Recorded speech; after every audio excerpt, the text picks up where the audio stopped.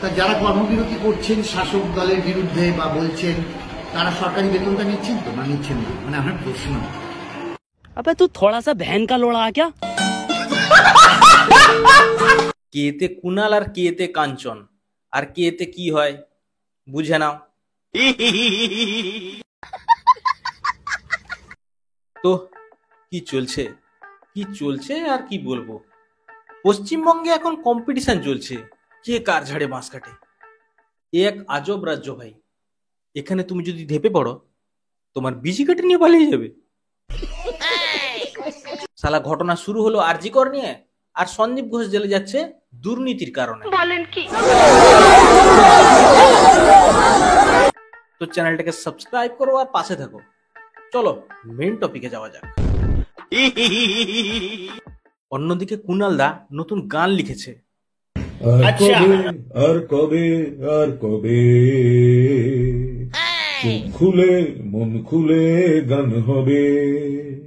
বাংলাতে খিস্তি খেয়ে আর ভালো লাগছে না, তাই একটু হিন্দিতে খিস্তি খাবো, একটু ইংলিশে খিস্তি খাবো, একটু উর্দুতে খিস্তি খাবো, দিলেই তো ভালোটা লাগবে। যাই অরিজিৎদার পিছনে একটু খুঁচিয়ে দিই, কারণ গোটা দুনিয়া তো অরিজিৎ সিংকে ভালোবাসে না। এবারে খা, ইন্টারন্যাশনাল লেভেলের খিস্তি খা। তারপরে আমাদের কুনাল দা একটা টুইট করে, অরিজিৎ সিং অপূর্ব গায়ক, ছেলেটিও ভালো, তিলোত্তমার ন্যায় বিচার চেয়ে গানটি যথাযথ, সমর্থন করি। কিন্তু সমস্যা হলো বিবেক জাগে শুধু বাংলায়, মহারাষ্ট্রের বদলাপুর নিয়ে হিন্দিতে গান হয় না, বা সাক্ষী মালিকদের নিয়ে, কারণ ওটা মূল কর্মক্ষেত্র, হিন্দি জগৎ, কাজ, টাকা ও কেরিয়ার, তাই চুপ। তারপর আর আমাদের অরিজিৎ দাও লেজেন্ড, নো মেনশন, ঠাকুর ঘরে কে, আমি তো কলা খাইনি। আর থাকলো সমস্যা হলে শুধু বাংলায় বিবেক জাগে, এর উত্তরটা আমি দিই। আচ্ছা, সাপোজ তুমি মনে করো ল্যাম্পপোস্টের নিচে বসে কিছু বন্ধু বান্ধব নিয়ে বাংলা পার্টি করছিলে, তোমার বাবা কোনো কারণে জানতে পেরে গেছে, এসে তোমাকে ধরে এত কেলাচ্ছে মেরে তোমার গাঁড় ফাড় ভেঙে দিচ্ছে, তখন কি তুমি তোমার বাবাকে বলবে, বাবা তুমি খালি আমার গাঁড় কেন ভাঙছো, এরাও তো খেয়েছে, এদের সবার গাঁড় ভেঙে দাও।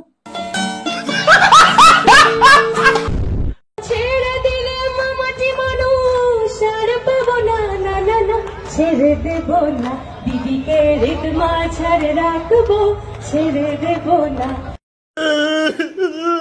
সত্যি মানে আর দরকার নেই আর কি, মানে এত ভালোবাসা মানে পাচ্ছি আমরা, মানে আমাদের রাখার জায়গা নেই, মানে ভর্তি হয়ে যাচ্ছে, মানে আমাদের মন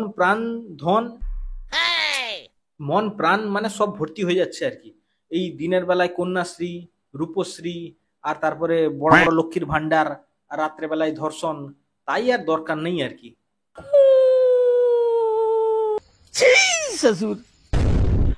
তা যারা কর্মবিরতি করছেন শাসক দলের বিরুদ্ধে বা বলছেন তারা সরকারি বেতনটা নিচ্ছেন তো না নিচ্ছেন না, মানে আমার প্রশ্ন। এই সমস্ত উদ্গান্ডু টাইপের প্রশ্ন তোমার দিদিকে হোয়াটসঅ্যাপে জিজ্ঞেস করো, তিনি ভালো উত্তর দিতে পারবেন। আর থাকলো সরকারি বেতনের কথা, যারা সরকারি কর্মচারী তারা বেতন নিচ্ছে বলে কি যে প্রতিবাদ করতে পারবে না, এটা তো হতে পারে না। না মানে সরকারের ন্যাকাচোদামি বোকাচোদামি এত কিছু দেখছে, ওই জন্য সাধারণ মানুষ ক্ষিপ্ত হয়ে গেছে। পুরো দেবো দুটো দানা, তখন বুঝতে পারবেন মারা। মিছিলের নাম করে যে অশান্তি, বিভ্রান্তি, বিশৃঙ্খলা তৈরি হচ্ছে, এটার কি কোনো দরকার আছে? একে দেখে আমার আজকে একটা ব্যাপার পুরোপুরি ক্লিয়ার হয়ে গেল, মানে মানুষ যে একটা আস্ত হনুর থেকে তৈরি হয়ে এসেছে সেটা আজকে জানতে পারলাম।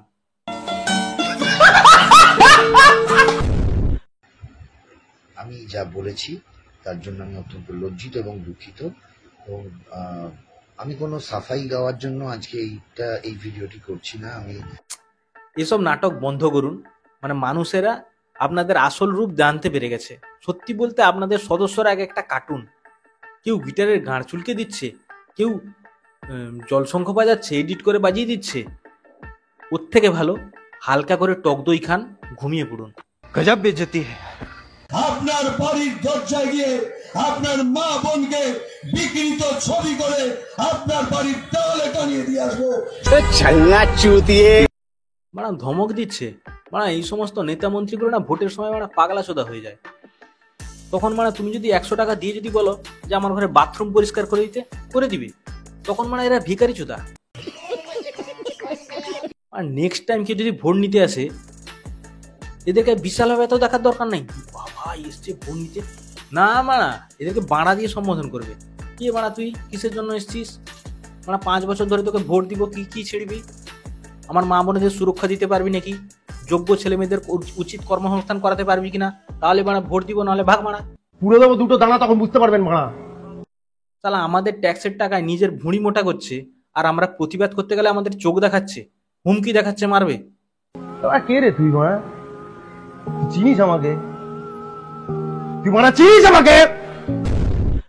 আজকে এই আন্দোলনের নাম করে ডাক্তারেরা কর্মবিরতি করছে। আচ্ছা, আমার একটা কথা বলবেন, সবাই তো বলে ডাক্তার মানে ভগবান। আর ওয়েস্ট বেঙ্গলে এরা ভগবানকেও রেপ করতে ছাড়ে না।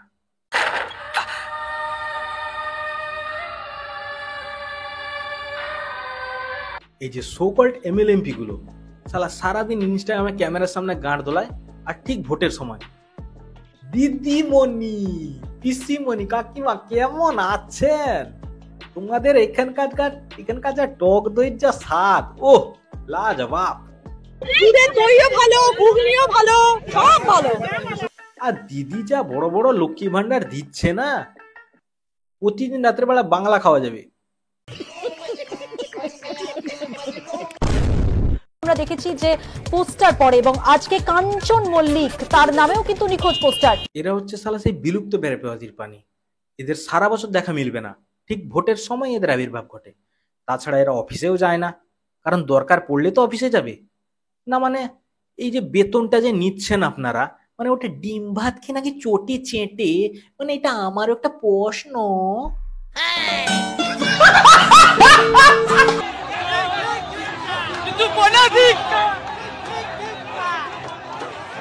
আর একটু বাঁচাও, বাজাবে নাকি আরেকবার? বাজাও আর 1-2 বার। দিদি আমাদের শিক্ষা গুরু, তুই তো মোরা কবু নয় কবিরু। এ হচ্ছে স্বপ্না ভাদুড়ির 2.0 ভার্সন। প্রধানমন্ত্রী, আপনি দেশের লজ্জা, আপনি মেয়েদের প্রোটেকশন দিতে পারেন না, তাই আপনার পদত্যাগ দাবি করছি। কে রাজ্যের লজ্জা আর কে ধর্ষককে লুকানোর চেষ্টা করছে, ওটা জানতে আর কারোর বাকি নেই। আপনি সবসময় বলেন খেলা হবে খেলা হবে, সবাই যখন ঠিক করলো ঠিক আছে খেলা না হলে হবে। দিদি তো আমাদের খুব ভালোবাসেন, তাই একবার নবান্নতেই না হলে খেলাটা হোক। ও বাবা, আপনি ফট করে পদ অবরোধ করে দিলেন, দিয়ে বললেন খেলা হবে না। না মানে রাস্তায় এত বড় বড় কন্টেনার এনে যেভাবে রাস্তা ফাস্তা আটকে দিলেন, দেখে মনে হচ্ছে লাদেন ফাদেন মনে হয় অ্যাটাক ফ্যাটাক করে দিয়েছে। অ্যাওয়ার্ডটা কোথায় রাখলাম? প্যান্টের ভেতরে ঢুকালাম নাকি? নাকি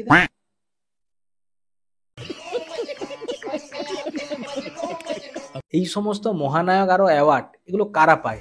যারা বিষ্ণু মাতার চটি চেটে বেড়ায়।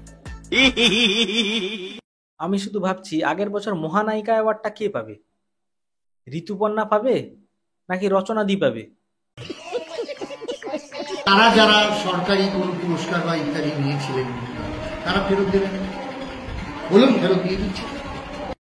কেমন লোক রে বাড়া, মানে মেরুদণ্ডহীন প্রাণী। মানে কি নতুন নতুন বিয়ের পরে কি প্যান্টের ভেতর দিয়ে কি মাল ফাল বেরিয়ে যাচ্ছে নাকি?